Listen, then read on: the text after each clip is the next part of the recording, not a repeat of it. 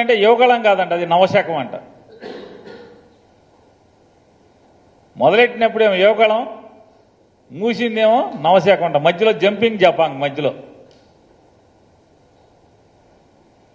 అక్కడ మాట్లాడతాడు పాపం ఈ ఎర్ర పుస్తకం ఆయన. Cinema block buster. సినిమా అంటే బ్లాక్ బస్టర్ అంటే ఇదేమో ఈ సినిమా తీశాడంట.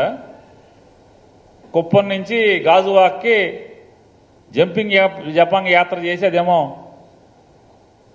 ఆ సినిమా బ్లాక్ బస్టర్ అంట. 100కు 100% అది అట్టర్ ఫ్లాప్ సినిమా. వెనకటికి ఒక సినిమా మామూలు పెద్ద పెద్ద సినిమా హీరోలు ఆడిచ్చేవాళ్ళు. రిలీజ్ అవ్వగానే వారం రోజులకు 10 రోజులకి సినిమా లేచిపోగానే 50వ రోజుకి మళ్ళీ ఆ సినిమా ఎక్కడో అక్కడ సినిమాల్లో పెట్టేవాళ్ళు, ఒకరోజు ఆడిచ్చేవాళ్ళు. మళ్ళీ 100వ రోజుకి అన్ని సినిమాల్లో పెట్టి 100 రోజులు పూర్తి చేసిందని చెప్పేవాళ్ళు. వెంటనే 100వ రోజు ఫంక్షన్ చేసేవాళ్ళు. అటువంటి ఫంక్షన్కి దీనికి, ఆ సినిమా ఫంక్షన్కి దీనికి ఏం తేడా కనపట్లేదు.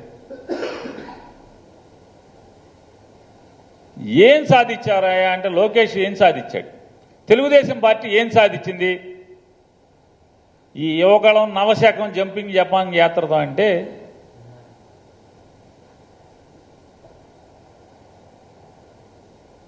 సున్నా సాధించింది.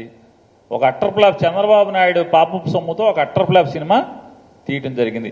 చాలామంది సినిమా పెద్ద హీరోలు, పెద్ద నటులు, పెద్ద ప్రొడ్యూసర్లు పిల్లలు కూడా ఇట్లాగే సినిమా తీసి మామూలుగా ఇంట్లో డబ్బులన్నీ అవజేస్తుంటారు. అట్లాగే చంద్రబాబు నాయుడు దగ్గర ఉన్నటువంటి పాపపు సొమ్ము అవజేసి ఈ అట్టర్ ఫ్లాప్ సినిమా ఒకటి లోకేష్ గారు తీసి దానికి మళ్ళీ ఈ అట్టర్ ఫ్లాప్ సినిమాకి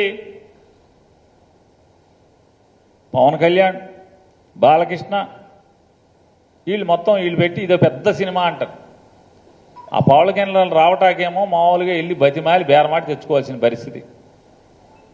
చంద్రబాబు నాయుడు ఇంటికి వెళ్ళి బేరమాడి తెచ్చుకోవాల్సినటువంటి పరిస్థితి.